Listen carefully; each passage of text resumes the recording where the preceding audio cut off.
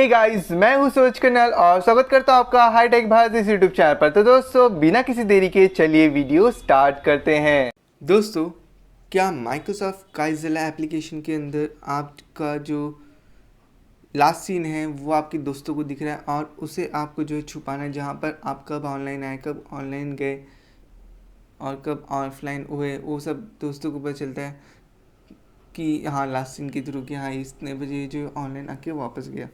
तो कैसे आप जो है लास्ट सीन छुपा सकते हैं, वो वही वीडियो में आपको बताऊंगा। तो सारे चलिए शुरू करते हैं वीडियो। तो सबसे पहले तो आपको यहाँ पर थ्री डॉट के ऑप्शन पर टैप करना है। सिंपली थ्री डॉट के ऑप्शन पर टैप करने के बाद सेटिंग्स के ऑप्शन पर टैप करेंगे। सेटिंग्स के ऑप्शन पर टैप करने के बाद यहाँ पर आपको दिखेगा लास्ट सीन का छुपाने का option, show last seen status के ऑप्शन पर टैप करेंगे।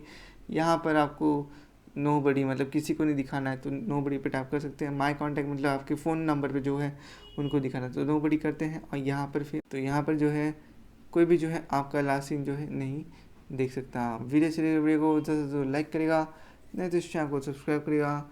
मिलते हैं नेक्स्ट वीडियो में, तब तक के लिए।